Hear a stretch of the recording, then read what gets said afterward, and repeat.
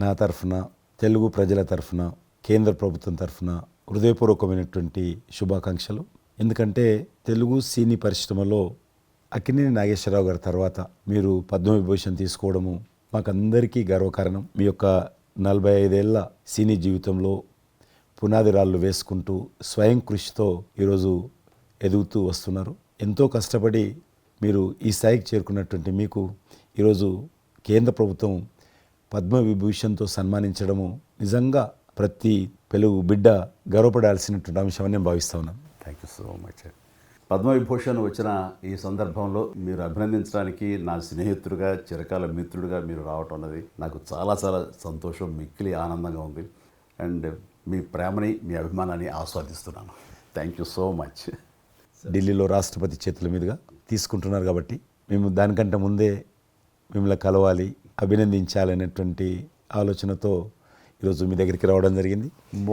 Most welcome అండి. దక్షిణ భారతదేశంలో రజనీకాంత్ గారు కానీ మీరు కానీ ఒక మంచి నైతిక విలువలతో కూడినటువంటి నటులుగా మంచి పేరు తెచ్చుకున్నారు. అంతేకాకుండా మన తెలుగు ఇండస్ట్రీస్కి వచ్చినప్పుడు తెలుగు ఇండస్ట్రీలో అప్పుడప్పుడు అనేక రకాల సమస్యలు వస్తుంటాయి, క్రైసిస్ వస్తూ ఉన్నప్పుడు ప్రభుత్వంతో కానీ మీ నటుల మధ్యలో కానీ సినిమా ఇండస్ట్రీ మధ్యలో కానీ వచ్చినప్పుడు సీనియర్ నటుడిగా, మెగాస్టార్గా అందరినీ సమన్వయపరుస్తూ మరి ముందుకు తీసుకెళ్ళేటువంటి వారు. అలాంటి మీరు ఈరోజు మరి పద్మవిభూషణ్ రావడం అనేటువంటిది మరి అందరం సంతోషించాల్సిన అంశం అని నేను భావిస్తాను. ఈ ఇండస్ట్రీ లేకపోతే మేము లేవండి. మా చదివిన చదువుకు కానీ, మన బ్యాక్గ్రౌండ్కి కానీ ఏదో ఒక మారుమూల ఉద్యోగం చూసుకుంటూ ఉండాల్సిన వాళ్ళు ఈ రోజున ఇంత సెలబ్రిటీ స్టేటస్ కానీ ప్రపంచవ్యాప్తంగా ఎక్కడ మన వాళ్ళు ఉన్నా సరే అక్కడ గుర్తింపు కానివ్వండి, ఇవన్నీ రావటం అంటే కనుక కళామ తల్లి, ఆ సినిమా ఇండస్ట్రీ నాకు పెట్టిన భిక్షగా నేను ఫీల్ అవుతుంటాను. ఆ ఇండస్ట్రీ లేకపోతే ఏం లేదు. అందుకని ఇలాంటి ఇండస్ట్రీకి ప్రత్యుపకారంగా నేను ఏం చేయాలి, నాకు ఇంత స్థానం ఇచ్చిన ఇండస్ట్రీకి తిరిగి నేను ఏమి ఇవ్వగలను అనేటటువంటి ఒక గ్రాటిట్యూడ్ నుంచి మొదలైంది. క్రైసిస్ వచ్చినప్పుడు నేనేదో నా భుజం కాయాలి, నా వంతు సహాయం చేయాలి అనే ఆలోచన. ఒక ఇంటికి పెద్ద బిడ్డగా, పెద్ద కొడుకుగా ఆ ఇంటి కుటుంబ బాధ్యతలకి తన వంతు సహాయం ఎలా చేస్తాడో అలాగే నిర్వర్తించాలని ఉంటుంది. కానీ ప్రతిదానికి పెద్ద నేను అనేటువంటి బేషిజానికి మాత్రం పోవాలనుకుంటున్నాను. కారణం ఒకటి అనుకుంటే మీరంటే అందరు యాక్సెప్టబిలిటీ ఉంటుంది. అది కూడా ఆ యాక్సెప్టబిలిటీ చిన్నవాళ్ళు కానీ పెద్దవాళ్ళు కానీ ఈ రంగం కానీ ఆ రంగం కానీ మీరు ఏదైనా ఒక మాట చెప్తే దాని మీద మీరు నిలబడతారు, మిగతా వాళ్ళు కూడా మీ మాట గౌరవం ఇస్తారు. అది కారణం నేను అనుకుంటాను. సినిమా రంగం నుంచి రాజకీయాలకు వచ్చి కూడా రాజకీయాలలో మీకంటూ ఒక ప్రత్యేక స్థానాన్ని సంపాదించుకున్నారు. మీరు కొత్త ఒరవడి రాజకీయాల్లో కూడా తీసుకురావడం, మీరు చేపట్టినటువంటి ప్రచార కార్యక్రమం కానీ మీకు వస్తున్నటువంటి స్పందన కానీ అద్భుతంగా. మేమందరం ప్రతి కార్యక్రమాన్ని వేరే ప్రత్యామ్నాయ పార్టీలో ఉన్నప్పుడు కూడా మీ రాకను మేము గమనించే వాళ్ళము. మీరు చేస్తున్నటువంటి ప్రచారము, కొత్త ఒరవడి మీరు అద్భుతంగా చేశారు. ప్రాంతాలకు అతీతంగా మీకు స్పందన లభించింది, చాలామంది గెలిచొచ్చారు. ఒక ఆర్టిస్ట్గా నేను మంచి స్థితిలో ఉన్నప్పుడు రాజకీయాల్లోకి వెళ్ళాల్సినటువంటి ఒక పరిస్థితులు నెలకొన్నాయి. ఆ సమయంలో నేను ప్రజలకి ఏదో చెయ్యాలనే తప్పనే ప్రధానం తప్ప ఎలాంటి పొజిషన్స్ ఏమిటి దీని మీద నాకు దృష్టి లేదు. ఎందుకంటే అన్నిటికీ మించినటువంటి ఉన్నతమైన స్థానాన్ని వాళ్ళ మనసులో వాళ్ళు ఇచ్చిన తర్వాత దానికి మించి నాకు ఏది కావాలి కోరిక లేదు నాకు. అయితే ఏదో చిన్న ఎత్తున మనకి తెలిసి మనకు అందుబాటులో ఉన్నటువంటి చారిటబుల్ ట్రస్ట్ ఇవి పెట్టి చేస్తాం, నేత్రదానం అని, రక్తదానం అని చేస్తున్నాం. కానీ పెద్ద ఎత్తున చేసే అవకాశం భగవంతుడు ఇస్తే కనుక అది చిత్తశుద్ధితోటి నేను మనసావాచ కర్మేణ చెయ్యాలి అని ఆ రకంగా నా కృతజ్ఞత తీర్చుకోవాలని మాత్రం చూపించాలని మాత్రం నాకు ఎప్పుడు ఉంటుండేది. నాకు ఇప్పటికి జ్ఞాపకం ఉంటుంది. ఇది అంతకుముందు ఒకటే ఉండేది, ఇలాగ పెట్టినప్పుడల్లా ప్రతిసారి మీరే జ్ఞాపకం వస్తారు నాకు. ఎంత కీన్ అబ్జర్వేషన్. రాజకీయంగా ఉన్నప్పుడు మాత్రం నాకు ఎల్లేని సంతృప్తి ఎక్కడ లభించిందంటే, ముఖ్యంగా ఇప్పుడు తమరు చేస్తున్నటువంటి శాఖ ఉంది కదా టూరిజం, అది నేను మీకంటే కొంచెం ఒక స్టెప్ ముందుగా దాన్ని నేను అవి నిర్వర్తించినప్పుడు ఆ శాఖలో మంత్రిగా నాకు పొందినటువంటి అనుభూతి కానీ లభించిన సంతృప్తి కానీ అంతా ఇంత కాదు. ఆ రకంగా మాత్రం రాజకీయాలకు వస్తే ఇంత చేయొచ్చా అనేది మాత్రం నాకు సుస్పష్టంగా నాకు అనుభవపూర్వకంగా తెలిసొచ్చింది మంత్రిగా ఉన్నప్పుడు టూరిజానికి. అది అలా అలా వెళ్ళి ఆఖరికి ఒక కల్నరీ ఇన్స్టిట్యూట్ అనేది నాకు అవకాశం తిరుపతిలో నేను వెళ్ళాను. అద్భుతమైనటువంటి ఇన్స్టిట్యూట్ అది. అంటే క్షమించాలి, అది ఇనిషియేట్ చేసి తీసుకురావడం వరకు నేను చేసి ఇంకా నేను ప్లానింగ్ అంతా మీరు ఉన్నప్పుడే జరిగింది. అంతా జరిగింది. రాబట్టడానికి ఎంత కృషి చేశానంటే అంతా ఇంత కాదు, అది మనకు రాకుండా పోయే పరిస్థితులు ఉన్నాయండి. ఆ టైం లోపల ఒక మినిస్టర్నా ఒక సూపర్ స్టార్నా అన్నీ పక్కన పెట్టేసి ఆ ప్లానింగ్ కమిషన్ చైర్మన్ ఉండేవారు మౌంటిగా అహ్లూవాలియా. ఆయన దీన్ని వద్దు, మనకి ఇది వైబుల్ కాదు, ఇది ఫీజిబుల్ కాదు అంటే కనుక కాదని ఆయన గుమ్మందరికి వెళ్ళిపోయి చేతులు కట్టుకుని ఇది ఓకే చేయండి సార్, దీని ఆవశ్యకత అంతా కాదు. ఇండియాలో ఉన్నటువంటి ఎన్ని రకాల స్టేట్స్, ఎన్ని రకాల కల్చర్స్ ఉన్నాయో అన్ని రకాల వంటకాలు ఉండేటటువంటి దేశం మందే. అది నేర్పించే ఒక ఇన్స్టిట్యూషను ఈ రోజున మనకి కావాలి, అదే కల్నరీ ఇన్స్టిట్యూట్.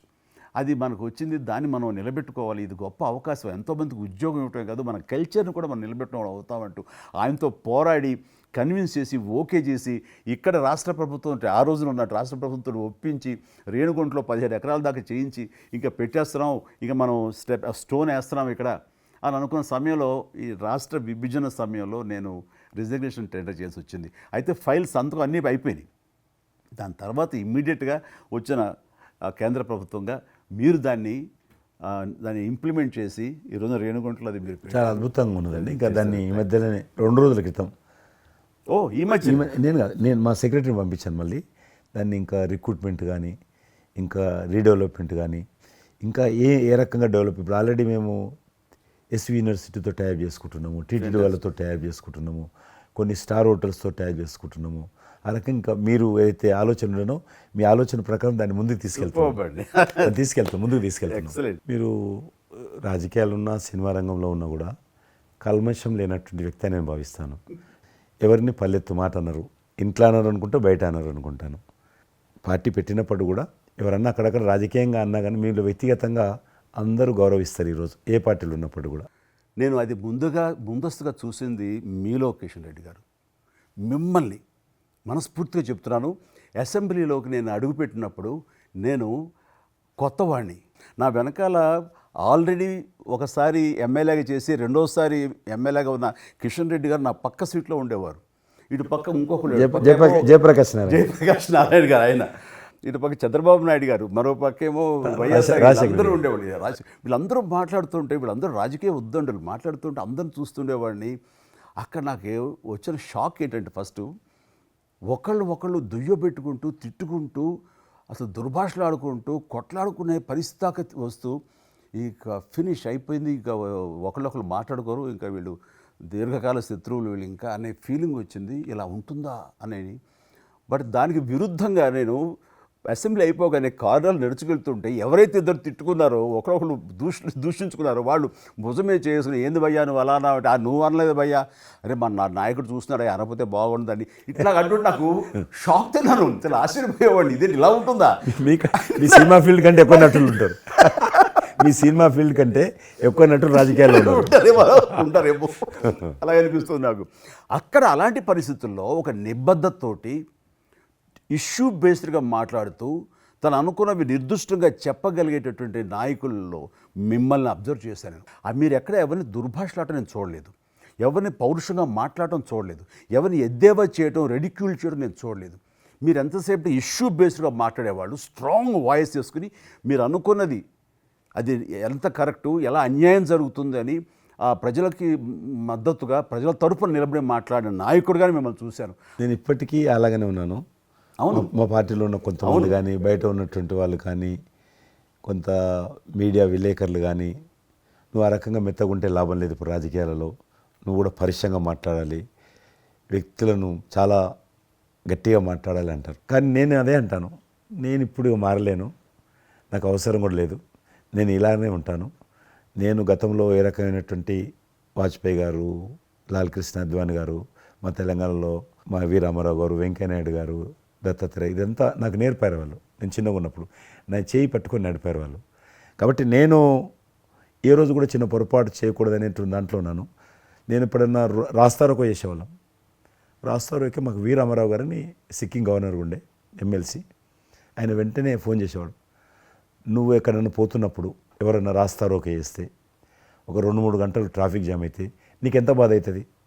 కాబట్టి నువ్వు రాజకీయ నాయకుడు అయినంత మాత్రాన రోడ్డు ఆపేసి ప్రజలను ఇబ్బంది పెడితే ప్రజలకు మేలు చేయాలనుకుంటున్నావా, ప్రజలు ఇబ్బంది పెట్టాలనుకుంటున్నావా? ఈ రకంగా ప్రశ్నించేవాడు. నేను ఎవరైనా ముఖ్యమంత్రులది దిష్టిబొమ్మ తగలబెడితే ముఖ్యమంత్రి తగలబెట్టొద్దు, కావాలంటే గవర్నమెంట్ తగలబెట్టు, వ్యక్తి ఆ రకం చిన్న చిన్న విషయాలు నాకు ఫ్యాంటాస్టిక్ సార్. ఈ రోజుల్లో ఎంతమంది ఇలా ఆలోచించే నాయకులు ఉన్నారు, ఎంతమంది స్టేట్స్మెన్లు ఈ రకమైన సలహా ఆ తర్వాత వచ్చే యంగ్ నాయకులకి సలహా ఇచ్చేవాళ్ళు ఉన్నారు. అవన్నీ కరువడిపోతున్నాయి. ఇవన్నీ కూడా చరిత్రలో జరిగేవంట అనే స్థితిలాగా ఉంది మీలాంటి వాళ్ళు లేకపోతే కనుక. ఈరోజు మనము స్వాతంత్రం వచ్చి 75 సంవత్సరాలైంది. ఈ 75 సంవత్సరాల్లో మనం అనేక రకాలుగా అభివృద్ధి చేసుకున్నాము, ప్రాజెక్టులు కట్టుకున్నాము, ముందుకెళ్ళాము, కొంత మెరుగైనటువంటి పరిస్థితి వచ్చింది. కానీ మన తర్వాత వచ్చినటువంటి స్వాతంత్రం వచ్చినటువంటి దేశాలు కూడా డెవలప్డ్ కంట్రీగా ఎమర్జ్ అయినాయి. మనం ఇంకా డెవలపింగ్ కంట్రీ, అభివృద్ధి చెందిన దేశంగా ఎదగలేదు. కానీ దురదృష్టం ఏంటంటే మనకు టార్గెట్ పెట్టుకోలే. ఎప్పటి లోపల మనం లక్ష్యం చేరుకుందాం అనేది ఎక్కడ కూడా పెట్టుకోలేదు. ఇంకో 75 సంవత్సరాల తర్వాత ఇట్లనే ఉన్నాం అనుకో, ఇంకో 75 సంవత్సరాల తర్వాత కూడా వెనక తిరిగి చూస్తే మనం డెవలపింగ్ కంట్రీగా ఎమర్జ్ కాము. అందుకే ఈ మధ్యలో మన కేంద్ర ప్రభుత్వము ఒక టార్గెట్ పెట్టుకుంది. ఇప్పుడు కమింగ్ 25 ఇయర్స్ ప్రపంచంలో అత్యధికమైనటువంటి యూత్ పాపులేషన్ ఇండియాలో ఉంటుంది. ఎగ్జాక్ట్లీ. కాబట్టి ఈ 25 ఇయర్స్ అమృతకాలం అంటారు దీన్ని. ఎగ్జాక్ట్లీ. ప్రధానమంత్రి కూడా అప్పుడప్పుడు అంటుంటారు ఇది అమృతకాలం. కాబట్టి ఈ 25 ఇయర్స్ మన యూత్ కానీ ప్రతి ఒక్క ఫీల్డ్ కానీ మనము ఇప్పుడు సినిమా ఫీల్డ్ అందుకు సినిమా ఫీల్డ్ 2047లో ఏ రకంగా ఉండాలి, ప్రపంచాన్ని ఏ రకంగా డామినేట్ చేయాలి, అగ్రికల్చర్ ఏ రకంగా డామినేట్ చేయాలి, ఇండస్ట్రీ ఏ రకంగా డామినేట్ చేయాలి, ఎన్జిఓస్ ఏ రకంగా పనిచేయాలి, ఆర్థిక వ్యవస్థ ఏ రకంగా ఉండాలి, ఆ రకంగా ఎవరికి వారు 140 కోట్ల మంది మనం అనుకొని 2047 లోపల 100 సంవత్సరాల స్వాతంత్ర పండుగ జరుపుకుంటాము. ఆ రోజుకు మనం అభివృద్ధి చెందిన దేశంగా ఎదగాలి. ఇంకొక మాట అంటారు ప్రధానమంత్రి గారు, అప్పుడు ఏ పార్టీ ఉంటుందో అధికారం మనకు అనవసరం. అప్పుడు ఎర్రకోట నుంచి ఏ ప్రధానమంత్రి ఏ వ్యక్తి జాతీయ పతాకం ఆవిష్కరిస్తారో మనకు సంబంధం లేదు, ఎవరైనా ప్రజలు అనుకుంటారు. కానీ ఆ రోజుకు మన దేశం ప్రపంచంలో డెవలప్డ్ కంట్రీ స్థాయికి ఎదిగి 3, 4, 5 ఉంటే అట్లో మన దేశం ఉండాలి అనేది అని ఈరోజు మనం అందరం ఒక లక్ష్యంగా పెట్టుకొని ముందుకెళ్తే యూత్ ఏదైతే అంటున్నారో మీరు, ఆ యూత్ కూడా మరి వాళ్ళ జీవితం సాఫల్యం చెందినట్టు అవుతుంది. ఇప్పుడు డెవలప్డ్ కంట్రీస్లో మనది ఆర్థికంగా చూసుకుంటే కనుక ఆర్థిక వ్యవస్థగా మనది 5వ కంట్రీగా డెవలప్ అయింది. లార్జెస్ట్ ఎకానమీ ఈ మధ్య కాలంలో, ఈ మధ్య సంవత్సరాల్లో, ఒక దశాబ్ద కాలం లోపల. ఇప్పుడు వచ్చే 5 సంవత్సరాల్లో మనం థర్డ్ ప్లేస్ చేరుతాం.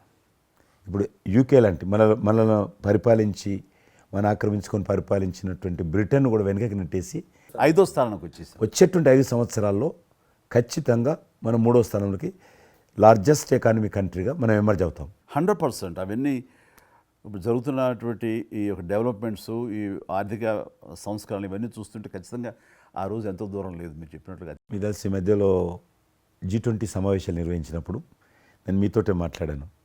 శ్రీనగర్ అంటే ఎట్లా ఉండను పరిస్థితి తెలుసు. ఈ టూరిజం మినిస్ట్రీకి 4 మీటింగ్లు అవుతాయి. ఒక మీటింగ్ అక్కడ పెట్టాలని నిర్ణయించుకున్నప్పుడు ప్రధానమంత్రి అన్నారు, సినిమా ఫీల్డ్ మీద చర్చించండి. ఎందుకంటే సినిమా ఫీల్డ్ ఎక్కువగా షూటింగ్లు చేసేవాళ్ళు. మేము చిన్నగా ఉన్నప్పుడు జమ్మూ కాశ్మీర్ వెళ్ళలేదు ఎవరం కూడా. కానీ దేశంలో ఉన్నటువంటి కోట్లాది మంది కాశ్మీర్ అందాలను చూశారు సినిమాల కారణంగా. ఎవరు పోలేదు అక్కడికి, కానీ చూశారు. కాబట్టి ఆ సినిమా ఫీల్డ్కి సంబంధించినటువంటి సెషన్ పెట్టాలి మీరని చెప్పి ప్రధానమంత్రి గారు చెప్పి ఆయన ఆదేశించిన తర్వాత ఈ సినిమా ఫీల్డ్కి సంబంధించి అన్ని దేశాలకు సంబంధించినటువంటి ప్రముఖులందరినీ కూడా ఆహ్వానించాం. అప్పుడు మేము మీటింగ్ పెట్టాలంటే పాకిస్తాన్ అన్ని దేశాలకు లెటర్స్ రాసింది, చైనా లెటర్స్ రాసింది, టెర్రరిస్ట్ ఆర్గనైజేషన్స్ అన్నీ కూడా హెచ్చరించాయి. జమ్మూ కాశ్మీర్కి వస్తే, Kashmir is a disputed place అది, కాబట్టి ఎవరు రావద్దు, వస్తే మాత్రము ఏమైనా అవుతే మాకు సంబంధం లేదని పాకిస్తాన్ కూడా అందరూ హెచ్చరించారు. బట్ ప్రైమ్ మినిస్టర్ చెప్పాడు, ఎట్టి పరిస్థితుల్లో మీటింగ్ పెట్టి తీరాలి, నువ్వు నాకు అనవసరం, నీకేం కావాలో నేను అన్ని ఏర్పాటు చేస్తాను. ఆ తర్వాత నేను మీతో మాట్లాడి ఆ రోజు అప్పుడే కాశ్మీరు అని అనగానే మీరు కాశ్మీరు లోయల్లో కన్యాకుమారి ఇలాంటి సాంగ్స్ ఎన్నో మాకు గుర్తుకొచ్చినాయి. అలాంటిది మళ్ళీ మీరు మీ పార్టిసిపేషను ఉంటే బాగుంటుంది అనుకున్నప్పుడు ఆ టైంలో నేను రాలేని పరిస్థితిలో రామ్ చరణ్ వస్తే బాగుంటుంది, అతను RRR సినిమా ఆస్కార్ అవార్డు తోటి తను మంచి ఆస్కార్ అవార్డు వచ్చింది, బాగుంటుంది ప్రధానమంత్రి గారు చెప్పాను. అప్పుడు అందరూ ఫారినర్స్ డెలిగేట్స్ అందరూ కూడా ఏ సినిమా సాంగ్ అది నాటు సినిమా డాన్స్ చేశారు అక్కడ. ఎవరు మన కొరియన్ మినిస్టర్.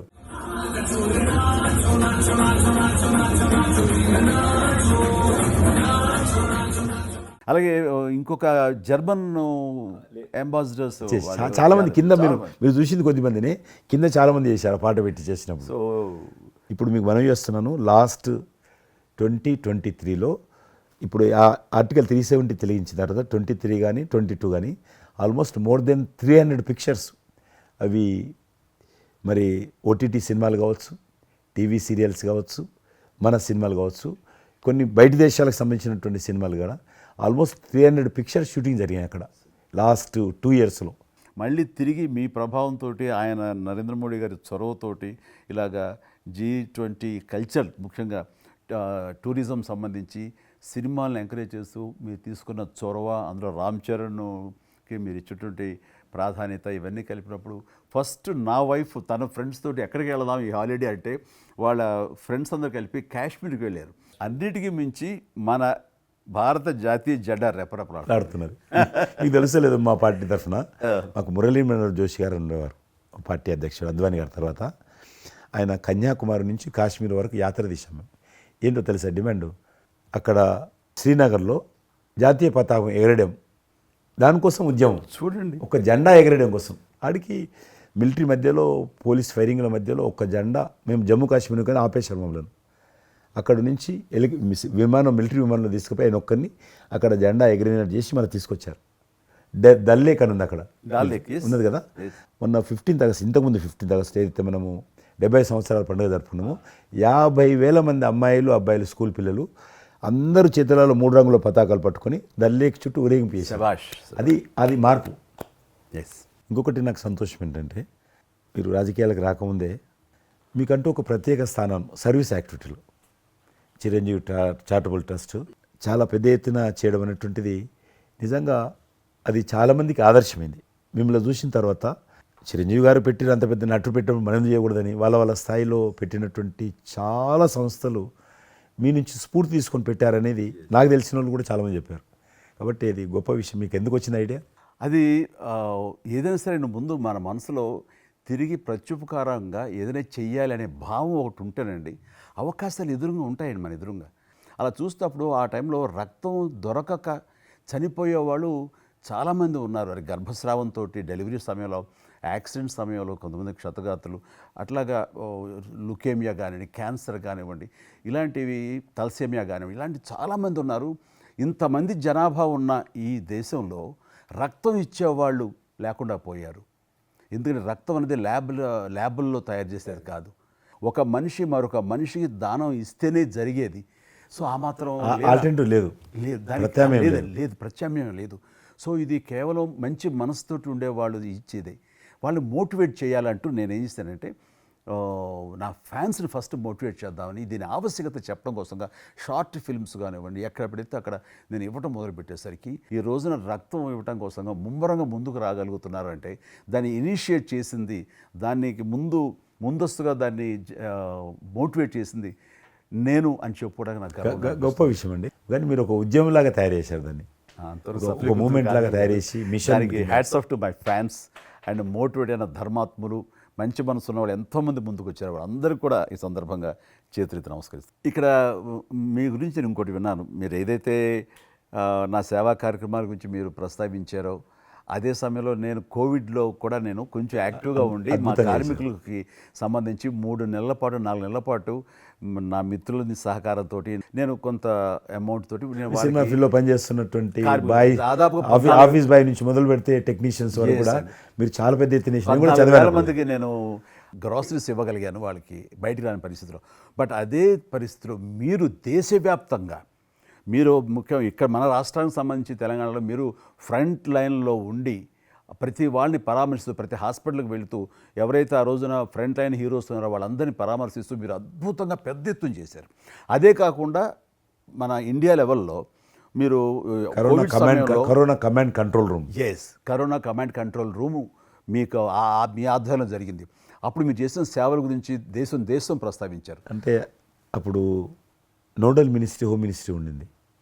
ఏమైనా డైరెక్షన్స్ దేశానికి ఇవ్వాలన్నా, రాష్ట్ర ప్రభుత్వాలకు ఇవ్వాలన్నా, లాక్డౌన్ ఎక్కడ పెట్టాలి, ఎక్కడ పెట్టకూడదు, ఎప్పుడు పెట్టాలా, లాక్డౌన్లో ఏ స్థాయికి వెళ్ళాలా, అన్నీ కూడా హోమ్ మినిస్ట్రీ ఇచ్చేది. నేను అప్పుడు హోమ్ మినిస్ట్రీలో ఉన్నాను. ప్రజలకు రోజువారీ అవసరమైనటువంటి 24 మినిస్ట్రీస్ ముగ్గురు జాయింట్ సెక్రటరీస్ ఒక్కొక్క మినిస్ట్రీ నుంచి 8 గంటల చొప్పున హోల్ నైట్ టు డే 24/7. 24/7 ఆ బ్యాచ్ కరోనా కంట్రోల్ రూమ్లో కూర్చోవాలి. ఆ రకం కూర్చున్నప్పుడు దానికి యాజ్ ఎ మినిస్టర్గా నన్ను ఇన్ఛార్జ్ పెట్టారు ప్రధానమంత్రి గారు, అమిత్ షా గారు. చాలా అద్భుతంగా నేను కూడా ఆల్మోస్ట్ 1.5 మంత్ ఆఫీసులోనే పడుకున్నాను. మిలిటరీ విమానాలలో ఆక్సిజన్ పంపించాను, మీకు తెలుసు మిలిటరీ విమానాలు. చాలా ఒక ఒక విమానం ఢిల్లీ నుంచి ఆక్సిజన్ తీసుకొని వస్తే గ్రీన్ ఛానల్ ద్వారా హైదరాబాద్ సికింద్రాబాద్ స్టేషన్ వచ్చేంత వరకు కూడా ఎక్కడ ఆగకపోయేది. అంత నెట్వర్క్ గ్రీన్ ఛానల్ అంటారు. ఆ రకంగా విమానాల ద్వారా నేను గాంధీ హాస్పిటల్కి ఆల్మోస్ట్ 12 సార్లు పోయాను లోపలికి. ఎవరైతే వెంటిలేటర్ మీద పేషెంట్స్ ఉంటారో నేను బుక్ ఒకటి ప్రింట్ చేశాను. వెంటిలేటర్ మీద పేషెంట్ దగ్గరికి వెళ్ళి దగ్గరగా మాట్లాడాను. దేవుడి మీద భారం ఇచ్చి తిరిగాను. ఆ రకంగా ఎందుకు వెళ్ళానంటే ఏదో పబ్లిసిటీ కోసం కాదు. డాక్టర్లు పనిచేస్తున్నారు, ఆడ నర్సులు పనిచేస్తున్నారు, మోరల్ సపోర్ట్ ఇవ్వడం కోసం. ఆడ శానిటేషన్ సిబ్బంది పనిచేస్తారు, క్లీన్ చేయడం. వాళ్ళు పనిచేస్తున్నప్పుడు మనం వాళ్ళని గాలికి వదిలేసి మీరు పని చేయండి, మేము రాజకీయ నాయకులము, మేము ఇళ్ళల్లో ఉంటాము, మేము రాము అని కూడా దాన్ని తట్టి నేను లోకల్గా ప్రజాప్రతినిధిని, ఎంపీని అని చెప్పి మా ఇంట్లో భయపడుతున్నా, అందరూ భయపడుతున్నా. ప్రెస్ వాళ్ళందరూ వచ్చేవాళ్ళు. ప్రెస్ వాళ్ళందరినీ గేట్ కాడ బయట మెయిన్ గేట్ కాడ ఆపాడు. ఇక నేను పోయేవాడిని, మొత్తం చూసేవాడిని. ఆ సూపరింటెండెంట్ కూడా నాతో పాటు లోపలికి వచ్చేవాడు ధైర్యం చేసి నేను వెళ్ళినప్పుడు. ఆ రకంగా పూజారులు ఉంటారు దేవాలయాలలో. పూజారులు కూడా చాలా పేదవాళ్ళు ఉంటారు, మీకు తెలుసు. వాళ్ళకు దేవాలయాన్ని క్లోజ్ అయినాయి కదా. ఆ టైంలో పూజారులు అందరికీ గ్రాసరీస్ పంపించడము, మీలాంటి వాళ్ళ దగ్గర పెద్దవాళ్ళ దగ్గర సాయం తీసుకొని మా కార్యకర్తలకు పంపించడము, పోలీస్ స్టేషన్లో పోలీసుకు పంపించడము, హోంగార్డ్స్ పంపించడము. ఈ రకంగా నేను కూడా కొద్దిగా గొప్ప చేశాను. ఇక్కడ మా వాళ్ళతోటి కలిసి నా కాన్స్టిట్యున్సీ చూసి ఈవెన్ నా పార్టీలో ఉన్నటువంటి నాకు పనిచేసినటువంటి పేద కుటుంబాల కార్యకర్తలకు కూడా గ్రాసరీస్ పంపించాను నేను. ఆ రకంగా కూడా వర్కౌట్ చేశాను. మీ కుటుంబంలో కూడా చాలామంది మీకు బంధువులు సినిమాలు వచ్చారు. అందులో ఇద్దరు ప్రముఖంగా మీ అబ్బాయి చరణ్ గారు కావచ్చు, మీ సోదరుడు పవన్ కళ్యాణ్ గారు కావచ్చు. వాళ్ళిద్దరిట్లో మీకు నచ్చిన సినిమా ఏముంటుంది? పవన్ కళ్యాణ్ సినిమాల్లో నాకు తొలి ప్రేమ ఒకటి చాలా ఇష్టం, బద్రీ ఇష్టం, అలాగే జల్సా అనే ఇంకో సినిమా, అత్తారింటికి దారేదైతే చాలా నేను చూశాను అది. అవి తను చేసినవి సినిమాలైనా అన్నీ కూడాను అద్భుతమైన సినిమాలే, 1-2 తప్ప.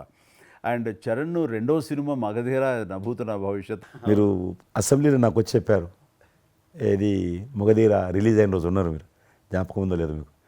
కరెక్టే కదా, మీరు షేర్ చేశారు. చాలా బాగా నడుస్తుంది మా అబ్బాయిది, మంచి అదే టైంలో మీరు అసెంబ్లీలో కూడా చెప్పారు మాకు, మామూలుగా మాట్లాడుతున్నారు, మగధీర చాలా అద్భుతంగా వచ్చింది చిరంజీవి అని. మీరు ఎంత సంతోషపడిపోయారో. మీకు రాజకీయంగా మీ తదనంతరం లేదా మీతో పాటు మీ బంధుగణంలో కానీ మీ బంధువులో కానీ మీరు ఎంకరేజ్ చేసిన మీ శిష్య వర్గంలో కానీ ఎవరైనా ఉన్నారా? అంటే నేను మా కుటుంబం నుంచి ఎవరిని ప్రోత్సహించలేను. ఎవరన్నా ఇష్టం ఉంటే వాళ్ళు రావాలి ఫ్యూచర్లో, నేను ప్రోత్సహించలే ఎవరిని కూడా. నాకు పార్టీలో గ్రూప్ అంటూ లేదు, అందరూ పార్టీ కార్యకర్తలందరూ నా గ్రూపే, పార్టీయే నా జెండా. ఆ రకంగా నేను ఎవరిని వ్యక్తిగతంగా నా మనిషిని ప్రోత్సహించుకోవడము, లేకపోతే మా కుటుంబ సభ్యులను ప్రోత్సహించడం అనేటువంటిది, ఎవరైనా రాజకీయాలు అంటే వాళ్ళ స్వేచ్ఛ, మనం బలవంతంగా తీసుకొచ్చి నిలబెట్టాలనేది నేను జనరల్ కూడా అనుకోలేదు ఇప్పటివరకు అయితే. ఈ ఫ్యూచర్ ఏమైతే చెప్పలేను ఇప్పటికైతే. మీరు ఒక గ్రూపు, నా కార్యకర్తలు నా గ్రూప్ అని మీరు అంటే నాకు ఒక విజువల్, ఒక ఫోటోగ్రాఫ్ గుర్తుకొస్తుంది. మీరు వైట్ హౌస్ ముందు మీరు కొంతమంది కార్యకర్తలు అలా ఉన్నారు, కానీ వాళ్ళు నిశ్చితంగా చూస్తే నరేంద్ర మోడీ గారు ఉన్నారు ఆ టైం లోపల. మీకు అప్పటి నుంచి కూడా నరేంద్ర మోడీ గారితో సత్సంబంధాలు ఉండేవా? అద్వానీ గారు ప్రెసిడెంట్ ఉన్నప్పుడు 1994లో నేను అప్పుడు యూత్ వింగ్లో పనిచేస్తున్నాను. American council of young political leaders, అది యుఎస్ గవర్నమెంట్ ఏజెన్సీ. వాళ్ళు ఏం చేసేవాళ్ళంటే కొన్ని ముఖ్యమైనటువంటి దేశాల నుంచి అప్పుడప్పుడు యూత్ డెలిగేషన్, పొలిటికల్ పార్టీకి సంబంధించినటువంటి యూత్ డెలిగేషన్, యంగ్ లీడర్స్ అంటారు, యంగ్ లీడర్స్ని పిలిచి మా దేశం ఏ రకంగా అభివృద్ధి చెందుతుందో మీరందరూ చూసి మీరు మీ దేశాల్లో మాకు దేశం గురించి ప్రచారం చేయాలి, వాళ్ళ కాన్సెప్ట్ అది. అద్వానీ గారు ముగ్గురిని సెలెక్ట్ చేశారు. నన్ను హైదరాబాద్ నుంచి, తెలంగాణ ఉమ్మడి రాష్ట్రం ఆంధ్రప్రదేశ్ నుంచి, కర్ణాటక నుంచి అనంత్ కుమార్ అని చనిపోయారు, మినిస్టర్ ఉండేవారు, సివిల్ అవియేషన్ మినిస్టర్ ఉండేవాడు, కల్చర్ మినిస్టర్, ఆయన చనిపోయారు మధ్యలోనే.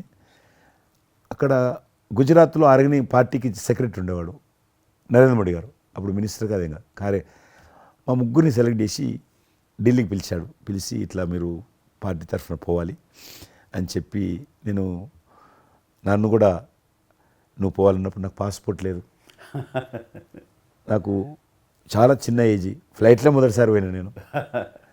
తొందర రమ్మంటే మా పార్టీ ఫ్లైట్ టికెట్ ఇస్తే పోయాను. మాట్లాడినాక వారు చెప్పారు మీరు ముగ్గురు అని కూర్చున్నాక ఇంటి ముందోటి కటింగ్ షాప్ ఉంది. నరేంద్ర మోడీ గారి గడ్డ ఉంది, నాకు గడ్డ ఉంది, చిన్నోని. మీరు ఇద్దరు క్లీన్ షేవింగ్ చేసుకురా అన్నాడు. నరేంద్ర మోడీ ఇంటి మా అమ్మ పోయిన క్లీన్ నాకు చూపించాలండి మళ్ళీ వచ్చి. మళ్ళీ పోయి క్లీన్ షేవింగ్ చేసుకొని నరేంద్ర మోడీ గారు మేము ఇద్దరం, ఎందుకనంటే అయినా మీరు పార్టీ రిప్రజెంట్ చేయడం లేదు, మీరు ఇండియాని రిప్రజెంట్ చేస్తున్నారు, టైంకి రావాలా, టైం పోవాలని చెప్పి మమ్మల్ని పంపించిన తర్వాత నరేంద్ర మోడీ గారు మీరు చూడండి ఆ ఫోటోలో ఆయన సంఖ్య ఒక బ్యాగ్ ఉంటుంది. ఆ బ్యాగులో పుస్తకము పెన్ ఉంటుంది. మేము రాజులాగా పుస్తకం లేదు, పెన్ లేదు, మేము పోతుంటే అందులో భాగంగానే వైట్ హౌస్ లోపల రానిచ్చేవాళ్ళు చాలా దూరంకి వెళ్ళి, కానీ చూపించేవాళ్ళు బయట ఉండే కొంత అమెరికా ఇది వైట్ హౌస్ అక్కడ కనిపిస్తుంది, అందులో అది ప్రెసిడెంట్ రూము, ఇక్కడ కనిపిస్తుంది కిచెను, ఇది కాన్ఫరెన్స్ హాలు. బయట నుంచి అందరు చెప్పేటోళ్ళు చాలామంది ఉండేవాళ్ళు. అదే నేను చూసి గైడర్స్, టూరిస్ట్ గైడ్స్ ఉంటారు కదా, వాళ్ళు చాలామంది అక్కడ పోతే చెప్పేవాళ్ళు. ఆ రకంగా అక్కడ దిగినటువంటి ఫోటో అది. ఎందుకు రిలీజ్ చేశానంటే ప్రధానమంత్రి గారు అయిన తర్వాత నాకు ఫోన్ చేశాడు, కిషన్ ఏమన్నా మీ దగ్గర ఫోటోలు ఉన్నాయా? ఆయన దగ్గర లేవు పాపం. ఓకే, నాకు ఫోన్ చేశాడు. నేను ఎమ్మెల్యే క్వార్టర్స్లో అవన్నీ ఫోటోలు తీసినాక ఇంత కట్ట ఉండే కానీ అన్నీ అంటుకొని ఒకటి మనకు తెలియదు కదా, మొత్తం పాడిపోయినాయి. 8 ఫోటోలు దొరికినాయి. అందులో ఏదో ఒకటి దొరికింది, బోటు థమ్స్అప్ తాగుతూ, అప్పుడు థమ్స్అప్ తాగొద్దని కూడా తెలియదు, ఇది మల్టీనేషనల్ కంపెనీ అటువంటి ఏం లేదు అప్పుడు. బోట్ నడిపిస్తున్న ఫోటో, ఇవన్నీ కూడా కొన్ని దొరికితే పంపించాను. ఆయన ఏ వైట్ హౌస్ ముందు అయితే నేను ఫోటో దిగాను గేట్ కాడ, ఈరోజు అదే వైట్ హౌస్ ఆహ్వానం మేరకు వైట్ హౌస్ లోపలికి వెళ్తున్నానని ఆ ఫోటో రిలీజ్ చేశాడు. Excellent experience. ప్రైమ్ మినిస్టర్ ఆ ఫోటో అప్పుడు బయటకు వచ్చింది. ఆ ఫోటో బయటకు వచ్చింది. ఆ రోజు ప్రైమ్ మినిస్టర్ గారు అయిన తర్వాత అమెరికాకి వెళ్తున్న రోజు రిలీజ్ చేసిన ఫోటో అది. మీరు మాకు ఒక మాట ఇచ్చారు, మీరు మన ఆఫీస్ ఏదైతుందో టూరిజం ఆఫీసు ఢిల్లీలో నేను వస్తాను, మన ఇద్దరం ఒకసారి ఎందామని అన్నారు. కానీ మీ ఒత్తిడి కారణంగా మన ఒత్తిడి కారణంగా జరగలేదు. ఇంకా అది రేపు ఎలక్షన్స్ తర్వాత మళ్ళీ అది చెప్పలేము కాబట్టి అది నేను చెప్తున్నాను, మీరు అక్కడే ఉంటాను, వస్తాను. అది కాకుండా మీరు నాకు ఇంకా జ్ఞాపకం, ఆఫీస్లో ఉన్నప్పుడు నాకు గర్వం ఫీల్ అవుతాను. ఎందుకంటే మీరు పెట్టిపోయినటువంటి ఫోటోలు, ఇండియాకి సంబంధించినటువంటి టూరిజం డెస్టినేషన్ యొక్క ఫోటోస్ ఏవైతున్నాయో అవి ఇంకా ఆ రకంగానే ఉన్నాయి. నేను అడిగాను ఎవరు పెట్టారంటే చిరంజీవి గారు పెట్టారంటారు. డ్రైవర్ కూడా మీకైతే డ్రైవర్ ఉండను, అతను ఇప్పుడు నా దగ్గర ఉన్నాడు, రణధీర్. మీకు చెప్తుంటాడు, సార్ మై చిరంజీవి సాబ్ కभी मैं ही साहब ड्राइवर मैं ही चलाता उनका गाड़ी दिल्ली में आज आपको मैं चला रहा हूं साहब అంటాడు. ఇంకా ఉన్నాడు పాపం. చాలా సీనియర్ అండి అతను, చాలా మంచివాడు. మన ఉమ్మడి ఆంధ్రప్రదేశ్ ఉన్నప్పుడు మనం ఇండియాలోనే మనమే ఆరోగ్యశ్రీని ప్రారంభించామన్నది నాకు తెలిసినటువంటి వాస్తవం. ఆ తర్వాత మిగతా రాష్ట్రాలు కూడా వ్యాపించింది అనేది చాలా ఇది. అలాంటి ఆరోగ్యశ్రీకి కిషన్ రెడ్డి గారే ఆద్యులు, అంకురార్పణ చేసిన వాళ్ళు అని బయట బాగా వినికిడి ఉంది. ఆ తర్వాత ప్రభుత్వాలు పికప్ చేసాయి. అది ఎందుకు, ఎలాగా, అది మీరు ఎట్లా ఇనిషియేట్ చేశారు ఆరోగ్యశ్రీ అనేది? 2004 నేను ఎమ్మెల్యే అయినప్పుడు పేరున్న మందకృష్ణ మాదిక్ గారు, ఆయన వాళ్ళకు సంబంధించినటువంటి ఎస్సీ వర్గీకరణ మీద పోరాటం చేస్తూనే సామాజిక సమస్యల మీద కూడా పోరాటం చేసేవారు. దివ్యాంగులకు పెన్షన్ పెంచాలని ఆయన తిరుగుతున్నప్పుడు ఈ అనేక జిల్లాలలో గుండె జబ్బులు ఉన్నటువంటి పిల్లలు జన్మించేవాళ్ళు. వాళ్ళకు ఆ రోజు ఒక ఆపరేషన్ చేయాలంటే 10 లక్షలు, 12 లక్షలు, 13 లక్షలు అయ్యేది. పేదవాళ్ళకి అది అవకాశం ఉండేది కాదు. చాలామంది చనిపోయేవాళ్ళు కూడా. అప్పుడు రాజశేఖర రెడ్డి గారు ముఖ్యమంత్రిగా ఉన్నారు. మేము ట్యాంక్ బండ్ కింద అంబేద్కర్ భవన్ ఉంది, అక్కడ మీటింగ్ పెట్టుకున్నాము. ఒక 3000 మంది పసిపిల్లలు వాళ్ళ తల్లిదండ్రులు వచ్చారు. మీటింగ్ అయినాక ఆ మీటింగ్లోనే ఒక అబ్బాయి చనిపోయాడు. ఇప్పుడు ఏం చేయాలి సేమ్ అబ్బాయి అంతే వచ్చాడు, చిన్న పసిబాబు అందే వచ్చాడు, అబ్బాయి చనిపోయాడు. మేము ఏం చేసినాం, నేను మందకృష్ణ గారు కలిసి, నేను కూడా ఉద్యమానికి వెళ్ళాను. ఆ అబ్బాయి డెడ్ బాడీ పట్టుకొని అంబేద్కర్ ట్యాంక్ బండ్ నుంచి అంబేద్కర్ విగ్రహం దగ్గరకు వచ్చాం. మాతో పాటు ఆ పసిపిల్లలందరినీ తీసుకొచ్చాం, 3000 మంది పసిపిల్లలు. అంబేద్కర్ ట్యాంక్ బండ్ దగ్గర అంబేద్కర్ విగ్రహం మొత్తం ఆ పిల్లలు వాళ్ళ తల్లిదండ్రులు కూర్చున్నాం, డెడ్ బాడీ పెట్టుకొని కూర్చున్నాం. ఎట్టి పరిస్థితుల్లో రాష్ట్ర ప్రభుత్వము అందరికీ కూడా ఉచితంగా చిన్నపిల్లలందరూ కూడా ఆపరేషన్ చేయించాలి, ప్రైవేట్ హాస్పిటల్లో కానీ ఎక్కడైనా వాళ్ళ ఇష్టం చేయించాలి, వీళ్ళ ప్రాణాలు కాపాడాలని డిమాండ్ తోటి కూర్చున్నాం. 11 గంటలకు కూర్చున్న తర్వాత రాజశేఖర రెడ్డి గారు దురదృష్టం ఆ రోజు ఢిల్లీకి వెళ్ళిపోయాడు. ఢిల్లీలో ఉన్నాడు. బట్ ఢిల్లీ నుంచే ఫోన్లో మాట్లాడాను నేను.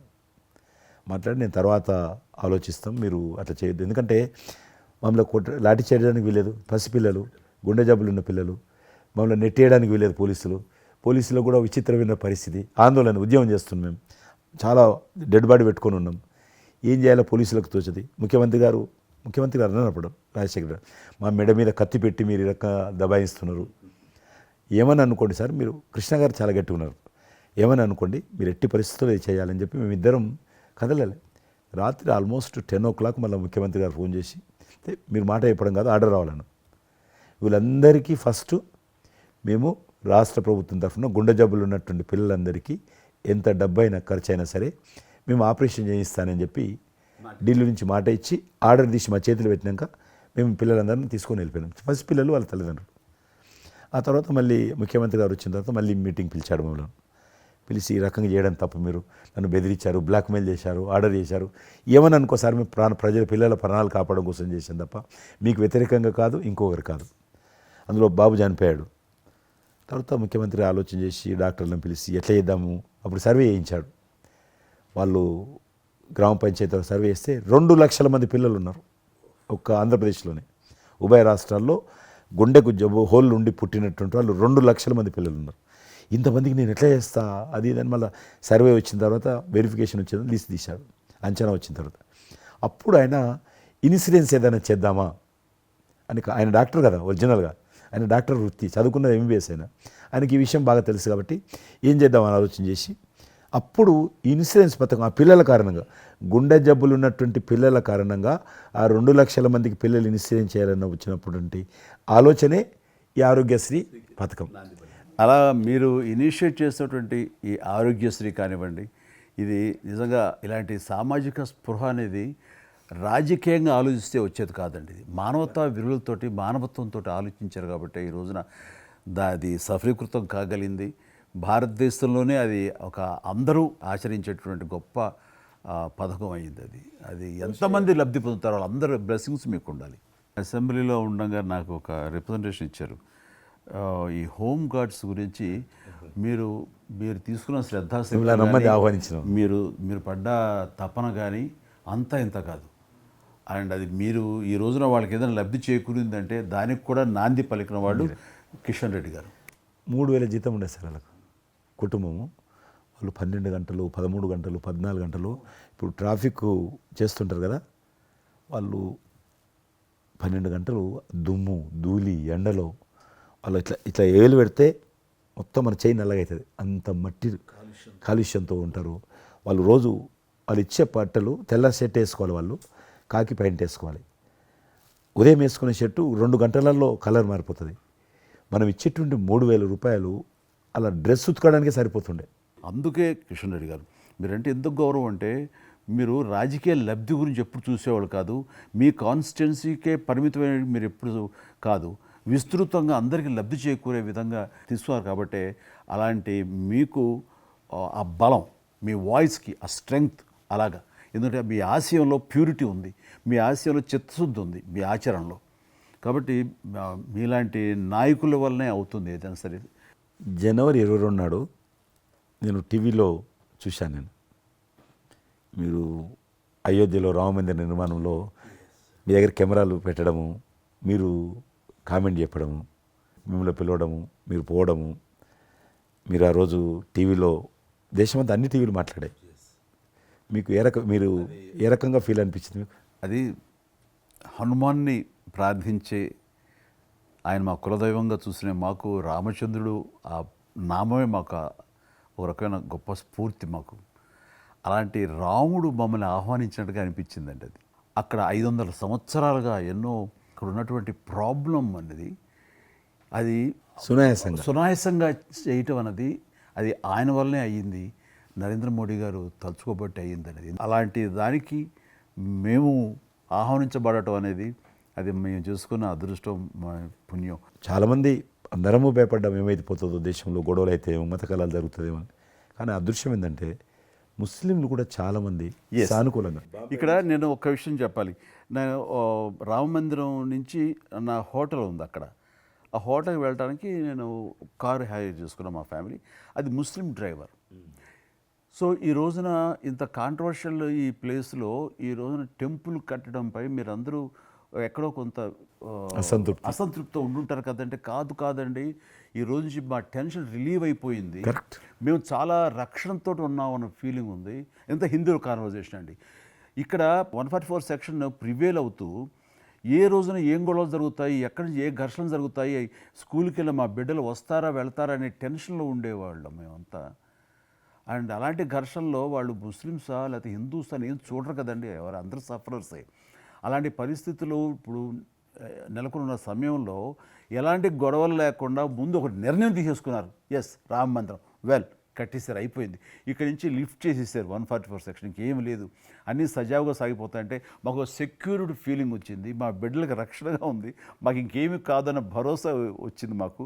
వీఆర్ సో హ్యాపీ అని ఒక ముస్లిం సోదరుడు అన్నారు. ఇప్పుడు అదే మీరు ప్రస్తావిస్తున్నారు. ఇప్పుడు చాలామంది ముస్లిమ్స్ వెళ్తున్నారు చూడడానికి, దర్శనం చేసుకోవడానికి.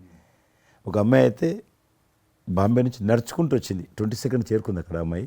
ఓకే, నేను ఉన్నాను వెనకనే ధైర్యాన్ని ఇచ్చేటువంటి మన ప్రధాని గారు, ఈ భారత ప్రభుత్వం, ఇవన్నీ కలిపి దోహదపడ్డాయి. అందుకని ఆయన ఒక మాట అన్నారు అయోధ్య టైంలో, మొన్నటిదాకా టెంట్లో రాముడిని చూసాం, ఇంకా రావుడికి ఆ పరిస్థితి లేదు, ఆయన ఒక పర్మనెంట్ స్ట్రక్చర్లో ఉంటాడు అని అన్నప్పుడు అందరూ మంచి రెస్పాన్స్ ఇచ్చారు, బాగా రెస్పాండ్ అయ్యారు. అట్లాగా ఈ రోజున ఆయన తీసుకున్న ప్రతి కార్యక్రమం కూడాను ఒక మత సామరస్యాన్ని సూచిస్తుంది. దానికి నేను ఒక విషయం కూడా చెప్తాను, మీరు చెప్పారు కదా, నేను ఎలక్షన్ ప్రచారానికి 2019లో కానీ అంత ముందుగానే వెళ్ళేవాడిని. డిఫరెంట్ రీజన్స్ మా పార్టీకి సంబంధించి కావచ్చు, ఇతరత్ర కావచ్చు. మేము వెళ్తున్నప్పుడు ముస్లిం సమాజాన్ని బస్తీలు కూడా వస్తాయి కొన్ని. మేము ఎంత మైకులు పెట్టుకొని డ్రమ్ కొట్టుకుంటూ పోయినా కూడా ఒక్కరు కూడా బయటకు వచ్చేవాళ్ళు కాదు. ఇప్పుడు పరిస్థితి త్రిపుల్ తలాక్ అని ఒకటి ఉండేది, అది ముస్లింలో ఒక సాంప్రదాయం. అది ఏదైనా భర్త కోపం వచ్చినా 3 సార్లు తలాక్ అంటే ఆడబిడ్డ ఇంటి నుంచి వెళ్ళిపోవాలి. 3 సార్లు అంటే తలాక్ అంటే వెళ్ళిపోవాలి. అయితే దాన్ని మోడీ గారు త్రిపుల్ తలాక్ సిస్టాన్ని చట్టం చేసి ఇది చేయడానికి వీల్లేదు, ముస్లిం మహిళలకు కూడా హక్కులు ఉంటాయి అని చెప్పి ఆయన చేశాడు. అప్పుడు కూడా చాలామంది భయపెట్టించారు, మత కళాలు జరుగుతాయి, అట్లా వేయొద్దు, నువ్వు ముస్లిం పర్సనల్ విషయాల్లో మీరు జోక్యం చేసుకుంటున్నారంటే ఆయన చాలా వివరంగా చెప్పాడు. ఈరోజు నువ్వు ఒక భర్తగా నీ భార్యకు తలాక్ అని ఇచ్చేసి పంపించేస్తున్నావు. రేపు నువ్వు తండ్రి అవుతావు, తండ్రి అయిన తర్వాత కూడా మీ అల్లుడు నీ కూతురుకు తలాక్ తాగని విడాకులు ఇచ్చి పంపిస్తే అప్పుడు నువ్వు ఎంత బాధపడతావు? కాబట్టి ఏ తండ్రి అయినా సరే అట్లా ఉంటుంది. కాబట్టి ఇది ఈ రకమైనటువంటి ఉండకూడదని చెప్పి ఆయన త్రిపుల్ తలాక్ రద్దు చేస్తే, నేను ప్రచారానికి వెళ్తున్నప్పుడు అంతకుముందు బయటకు వచ్చేవాళ్ళు కాదు. ఉదాహరణకు నేను ఇట్లా పోతున్నాను అనుకోని, రోడ్డు రథం మీద నేను పోతుంటే ఇటు సైడ్ నుంచి ఒక ముస్లిం అలా భార్యను కూర్చుని పెట్టుకొని మోటార్ సైకిల్ మీద నడుపుకుంటూ వచ్చేవాడు. ఇప్పుడు ఏం చేస్తున్నంటే భర్తకు చూడకుండా వెనుకున్నటువంటి భార్య పరద లేపి ఇట్లా నాకు ఊపుతున్నచ్చి, ఇది నేనే సాక్ష్యం, అంత మార్పు వచ్చింది. కట్టన్స్ ఓపెన్ చేసి బస్తీలలో ఇండ్ల ముందుకు వెళ్తుంటే ముస్లిం ఆడబిడ్డలు వచ్చి, మాతృమూర్తులు వచ్చి, తల్లులు వచ్చి చేతులు ఊపుతున్నారంటే నిజంగా సంతోషం. అంటే ఆడబిడ్డలో 10 కోట్ల మంది ముస్లిం ఆడబిడ్డలు ఉంటారు దేశంలో, కానీ అది రావడంతో వాళ్ళకు ధైర్యం వచ్చింది, వ్యతిరేకత లేకుండా ఏ ప్రొటెస్ట్ లేదు. అదే ఫస్ట్ ఆఫ్ ఆల్ విజయం. కాబట్టి ఈరోజు ఆ రకంగా మీరు చెప్పిన దాన్ని బట్టి వాతావరణం మార్పు వచ్చింది. ఈరోజు మత కళాలు లేవు, కర్ఫ్యూలు లేవు. హైదరాబాద్లో ఎన్ని గొడవలు జరుగుతుండే, ఒక్క గొడవ లేదు ఎక్కడ. బాంబేలో, యూపీలో ఎక్కడ చూసినా మత కళాలు ఉండేది. ఈరోజు ఆల్మోస్ట్ 98% కమ్యూనల్ క్లాసెస్ అయిపోయినాయి. ఎక్కడ కూడా కర్ఫ్యూ అనే లేదు. దేశంలో ఎక్కడో దగ్గర కొన్ని నగరాలలో కర్ఫ్యూ ఉంటుండేది, కొన్ని నగరాల్లో మత కళాలు జరుగుతుండేది. ఎక్కడో ఒక దగ్గర యూపీలోను, మధ్యప్రదేశ్లోను, మహారాష్ట్రను, ఇప్పుడు బీహార్లోను ఎక్కడ లేదు. ఈవెన్ జమ్మూ కాశ్మీర్ లాంటి రాష్ట్రంలో కూడా 144 సెక్షన్ లేనటువంటి పరిస్థితి ఉన్నది. మీరు వేయించాలంటే అద్భుతంగా ఉంది మాట. అది నరేంద్ర మోడీ గారు చాలా విజనరీగా ఆ రకంగా చేశారు. చాలా సంతోషం కృష్ణరెడ్డి గారు, మీరు నన్ను అభినందించడానికి అవార్డు తీసుకుంటున్న సమయంలో పురస్కరించుకుని మీరు వచ్చినందుకు, నన్ను అభినందించినందుకు ధన్యవాదాలు తెలియజేస్తూ, మీతో ఇంతసేపు సంభాషించడంలో ఎన్నెన్నో విషయాలు తెలుసుకున్నాను, నాకు అనుభవపూర్వకంగా తెలిసి మీతో పంచుకున్నాను. అండ్ మీలాంటి నాయకులు రావాలి, ఉండాలి, మరి ఎంతోమందికి ఇన్స్పిరేషన్గా ఉండాలి.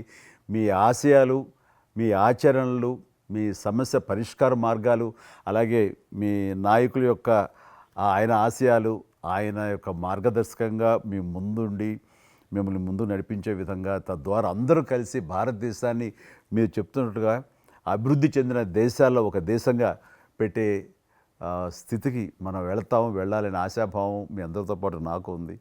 అండ్ మరొకసారి మీకు ధన్యవాదాలు. తప్పకుండా మీరు జీవితంలో ఇంకా మరెన్నో మెట్లెక్కాలి, ఇంకా మీకు మంచి భవిష్యత్తు ఉంది. ఇటు సినిమా రంగానికి సేవ చేయాలి, అటు సమాజంలో కూడా సేవ చేసేటువంటి అనేక రకాల, సమాజం అంటే ఒక రాజకీయాలే కాదు, అనేక రకాలుగా మీరు చేస్తూ ఉన్నారు ఇప్పటికీ. కాబట్టి రేపు భగవంతుడు ఏం చేస్తారు ఎవరి చేతుల్లో లేదు.